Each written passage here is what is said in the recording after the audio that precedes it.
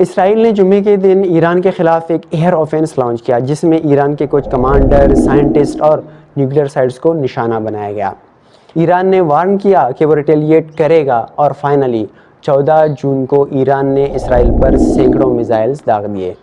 اب تک کے اطلاعات کے مطابق کم از کم 10 اسرائیلی ہلاک اور 200 سے زیادہ زخمی ہوئے ہیں۔ ایران کے مطابق اب تک تقریباً 140 لوگ اسرائیل کے حملوں میں شہید ہو چکے ہیں۔ اب بات کرتے ہیں امریکہ کی۔ میڈیا رپورٹس کے مطابق امریکہ نے اسرائیل کو اس جنگ سے پہلے میزائلز کی بڑی شپمنٹ اور ایرانین میزائلز کو گرانے میں بھی یو ایس اور یورپ کی مدد شامل تھی۔ پریزیڈنٹ ڈونلڈ ٹرمپ پہلے خود کو وہ مین آف پیس کہا کرتے تھے، مگر اب خاموش کھڑے ہیں جب اسرائیل کھلی جنگ چھیڑ چکا ہے۔ مڈل ایسٹ دنیا کا انرجی ہب ہے اور اگر یہ کنفلکٹ بڑھ گئی تو دنیا بھر میں فیول پرائسز، سیکیورٹی اور جیو پولیٹکس پر اثرات آئیں گے جو ہر ملک محسوس کرے گا۔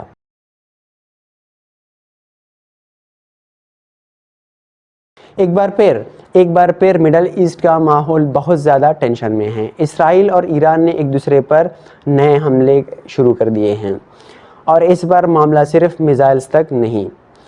اسرائیل نے جمعے کے دن ایران کے خلاف ایک ایئر آفینس لانچ کیا جس میں ایران کے کچھ کمانڈر، سائنٹسٹ اور نیوکلیئر سائٹس کو نشانہ بنایا گیا۔ اسرائیل کا کہنا ہے کہ یہ ایکشن ایران کو ایٹم بم بنانے سے روکنے کے لیے تھا، جبکہ ایران بار بار کہتا ہوا آ رہا ہے کہ ان کا نیوکلیئر پروگرام صرف اور صرف سویلین پرپسز کے لیے ہے۔ جمعے کو ایران کے ٹاپ ملٹری لیڈرز کو ٹارگٹ کرنے کے بعد اسرائیل نے پہلی دفعہ ایران کے تیل اور گیس انفراسٹرکچر کو بھی نشانہ بنایا، جس کے نتیجے میں ساؤتھ پیرس گیس فیلڈ جو کہ قطر کے ساتھ شیئر ہوتی ہے، وہاں گیس پروڈکشن کچھ حد تک روکنا پڑا۔ ایران نے وارن کیا کہ وہ ریٹیلیٹ کرے گا اور فائنلی 14 جون کو ایران نے اسرائیل پر سینکڑوں میزائلز داغ دیے۔ ایرانی میزائل اٹیکس کا سلسلہ رات 11 بجے شروع ہوا۔ یروشلم اور حیفا میں ریڈ سائرنس نے لوگوں کو بم شیلٹرز میں چھپنے پر مجبور کر دیا۔ تل ابیب اور یروشلم میں آسمان پر میزائلز دکھائی دینے لگے اور انٹرسیپٹر راکٹس بھی لانچ کیے گئے۔ البتہ اسرائیل ایئر ڈیفنس سسٹم نے ایران کے کافی میزائلز ناکارہ بنائے، لیکن کچھ میزائلز ٹارگٹ پر جا گرے۔ اب تک کے اطلاعات کے مطابق کم از کم 10 اسرائیلی ہلاک اور 200 سے زیادہ زخمی ہوئے ہیں۔ سرچ اور ریسکیو ٹیمز فلیش لائٹ اور ڈوگز کے ذریعے ربل میں زندہ لوگوں کو ڈھونڈ رہے ہیں۔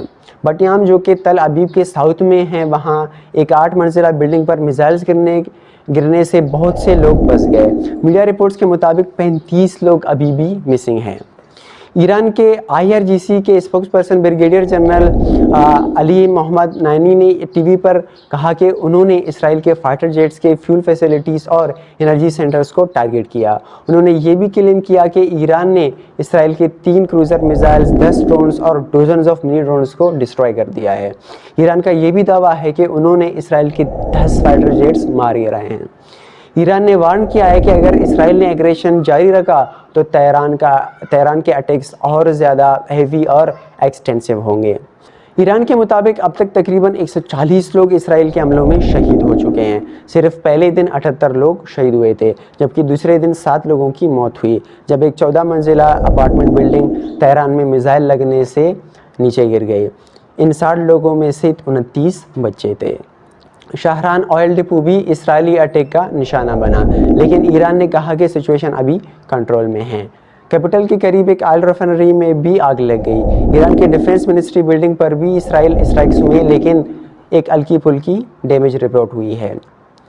اب بات کرتے ہیں امریکہ کی۔ میڈیا رپورٹس کے مطابق امریکہ نے اسرائیل کو اس جنگ سے پہلے میزائلز کی بڑی شپمنٹ اور ایرانین میزائلز کو گرانے میں بھی یو ایس اور یورپ کی مدد شامل تھی۔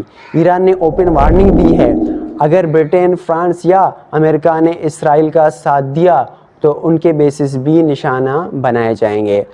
پریزیڈنٹ ڈونلڈ ٹرمپ پہلے خود کو وہ مین آف پیس کہا کرتے تھے، مگر اب خاموش کھڑے ہیں جب اسرائیل کھلی جنگ چھیڑ چکا ہے۔ یہ سائلنس اور اسرائیل کا انکنڈیشنل سپورٹ خطرناک انجام لا سکتا ہے۔ نتنیاہو نے ایرانیوں سے کہہ رہا ہے کہ وہ اپنی حکومت کے خلاف اٹھ کھڑے ہوں، مگر خود ان کی گورنمنٹ نے غزہ میں ہزاروں فلسطینی شہید کیے۔ یہ کس منہ سے دوسروں کو آزادی کا پیغام دے رہے ہیں؟ یہ جنگ صرف ایران اور اسرائیل کی نہیں، یہ پوری دنیا کا ایشو بن چکی ہے۔ مڈل ایسٹ دنیا کا انرجی ہب ہے، اور اگر یہ کنفلکٹ بڑھ گئی تو دنیا بھر میں فیول پرائسز، سیکیورٹی اور جیو پولیٹکس پر اثرات آئیں گے جو ہر ملک محسوس کرے گا۔ اب تک کے لیے اتنا ہی۔ نیکسٹ ویڈیو جو ہوگا وہ ایران اور اسرائیل وار ہسٹری پر ہوگا، جو ایک ایکسپلین ویڈیو ہوگا کہ ان دونوں ممالک کے درمیان کتنی جنگیں لڑی جا چکی ہے۔ ملتے ہیں اگلی ویڈیو میں۔